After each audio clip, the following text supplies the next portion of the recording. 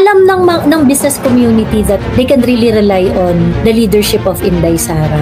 And matagal na rin naman na natin itong pinag-uusapan. Isa sa mga pinaka-nangangamba ngayon under the leadership of Bongbong Marcos ay yung mga business people. Simply because nagiging prey na ngayon yung mga business people Nagiging prey na sila. Iniipit sa taxes, sa custom, pagka meron silang mga importation.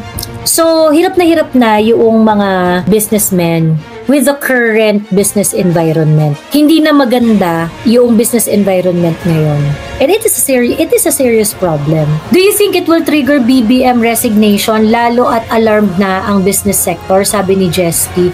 I think it is a huge factor. Tingin ko kasi si BBM, sobrang kapal lang mukha niya Gagawin niya in order to finish his term up until 2028. But the pressure coming from the business sector is going to be very, very huge.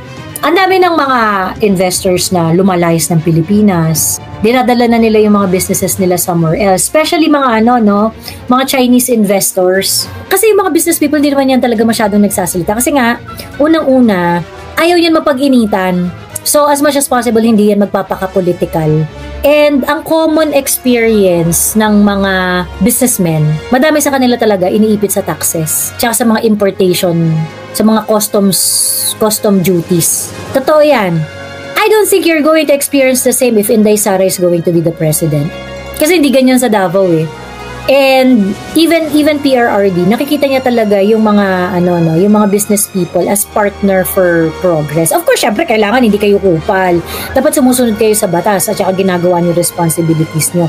But they are going to the thrust of PRRD and Inday Sara's government, even Mayor Baste, they really want to make an environment that is conducive for business. Especially yung Davao City, ang taas ng competitive rating niya. Kasi that's really one of their priority. Kasi gano'n naman yun Una, i-address mo peace and order. Once you have peace and order, then you can make policies and build the foundation on better economy. So kapag gusto mong pagandahin yung ekonomiya mo, na-secure mo yung peace and order, so ibig sabihin, bawas na yung risk ng businessman pag nagpunta siya sa bansa mo or sa syudad mo, 'di ba? Ngayon, kung ikaw ay isang stable na leader at hindi ka rin yung parang may regla pag gumagawa ng mga policies at saka ng mga regulation, yung regulatory risk din, mababa. Yung, hindi ka pag-iinitan kasi, ganyan. Yung isang araw ganito ang rules, tas ibang araw magiging ganito ang rules. Hindi ganon yung leadership ni PRRD, hindi ganon yung leadership ni Inday. Reasonable sila, 'di ba? Reasonable sila. So, definitely, I think the business people are not going to be a prey. Nagigipitin, kakatpungin, kokotongan ng gobyerno led by Inday Sara. You would be able to do your business in the Philippines and prosper for your own company and bring prosperity for the country as well.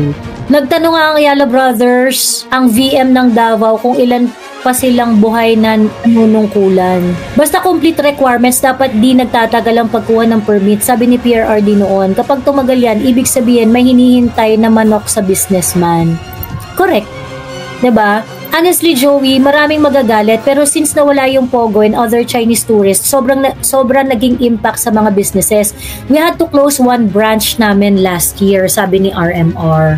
Well, yun nga kasi, di ba nung pinasara naman nila, yun kasi yung ginawa nilang kwento dyan sa Pogo, okay?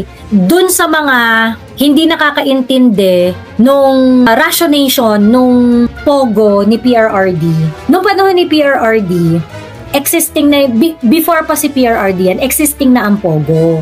Ang naging attitude ni PRRD dyan is, okay, may Pogo. So ngayon, yung Pogo, kumikita ng limpak-limpak na salapi. Kung ikaw, nasa gobyerno ka, how are you going to manage Pogo? Ang option dyan, you can ban it all together, hulihin mo lahat ng Pogo, palayasin mo lahat ng Pogo, ganyan. Kasi ayaw mo ng sugal, 'di ba? Ngayon, ang problem doon is that kapag binan mo yan all together, wala namang guarantee yan na mag-aalisan yan. Malamang sa manang yan, magiging underground yan.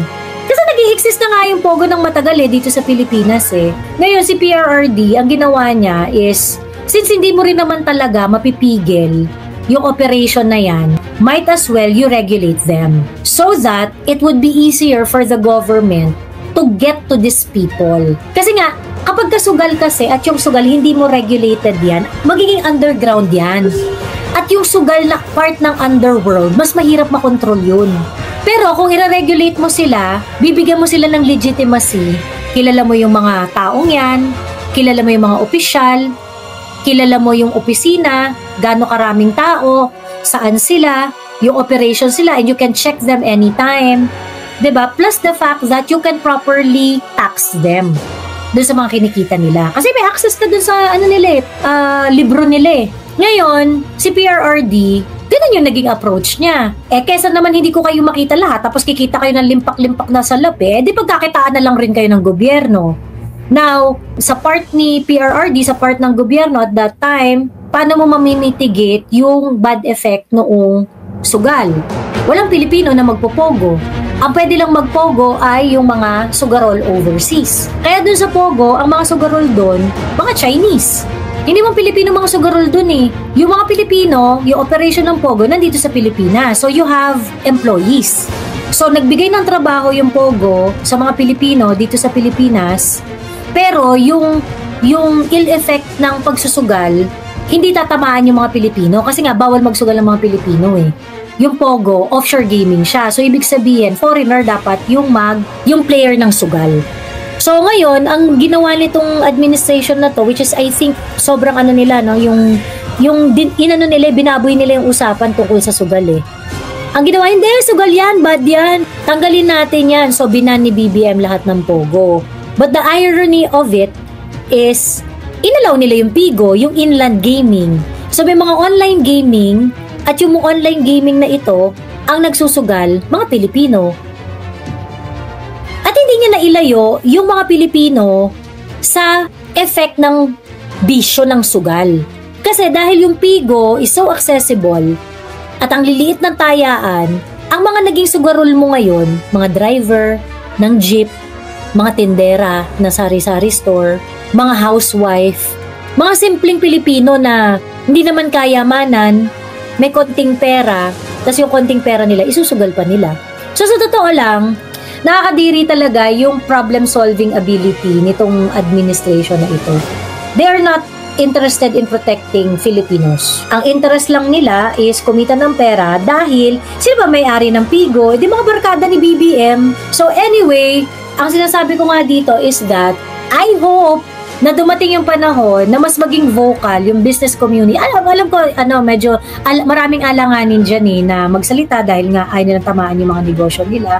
Pero alam nyo rin na hindi nyo na-afford ang BBM presidency until 2028. Alam din namin na tuyong-tuyo na kayo, mga negosyante dyan sa tabi-tabi. Because of the business environment that we have right now. Meron nga businessman na pinapaulanan ng letter authority ng BIR. Matindi maningil ang BIR ngayon sa totoo lang. Sobrang tindi nilang maningil. Sobrang tindi nilang magbusisi ng Grabe yung revenue collection nila. Which is, sa totoo lang, okay lang sana kung di kinukurap yung pera, kung di kinukurap yung taxes. Ang galing-galing mangubra mag-collect ng BIR. Pero, wala bang output yung gobyerno sa trabaho nila. So yun, so ipit-ipit na yung mga talagang grabe yung nila, grabe yung pinagdadaanan ng mga businessmen. Ayun. And I think yung pag-invite nila kay VP, may message yun. May message yun kay Bongbong Marcos. Alam naman natin na talagang tinitira talaga si Inday Sara ng bonggang-bongga. Iniipit talaga si Inday Sara ng bonggang-bongga. So, ayun. Pero siya yung ini-invite dito sa mga business events ng mga business people. Sabi ni Mark Santiano, mali naman ang tinarget nila. Yung mga matitinong nag-file, ino-audit nila, pero yung mga kurakot walang makasuhan. True. Bumaba ang tourist visit, lugi ang real estate, bagsak ang stock market, ang taas ng budget deficiency, bagsak ang presyo ng palay, BBM legacy. Sabi ni Carlex, mas malulugi ang negosyante kung itolerate nila si BBM hanggang 2028. Hihina ang pasok ng kita habang ginigipit sila ng gobyerno. Correct. Eh, so, ito lang, hindi ba, hirap na mag-expand yung mga negosyante ngayon eh. Kasi konting kibot nila, parang laging may nakaganyan sa kanila. Umamin kayo, business people. Miss Joey, ang daming wala sa radar. PhilJep speak up, may flu issue ongoing, health issues due to flooding, unregulated imports killing our local products. Totoo. Kaya nga dapat sa totoo lang 'di ba ngayon, kahit nga si yung mga secretaries ni BBM nagsasalita na yung issue sa flood control, malaking dagok sa confidence ng mga businessmen sa Pilipinas, ganon. Simply because yung message na yun na parang yung flood control project ninanakaw ng bonggang-bongga. Hindi ibig sabihin shameless rin sila sa ibang aspeto ng government transactions. Ibig sabihin to the roof ang regulatory risk dito sa Pilipinas. Kakatungin ka nila every time they feel like it. 'Di ba? Sabi ni Jesty, small business owner po ako, per month na, napakatumal ng benta, totoo. And yung mga kagaya nung mga online sellers, may mga online sellers nga ako nakakausap, at sinasabi nila, Miss Joey, alam mo, sa totoo lang, ang hirap-hirap na nga magbenta ngayon, ang hirap-hirap nang makabenta.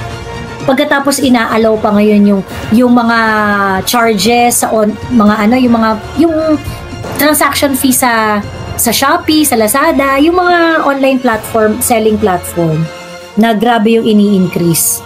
Syempre, magiging part yun, yung cost nila na yun, idadagdag nila yun sa presyo ng mga items nila. 'Di ba?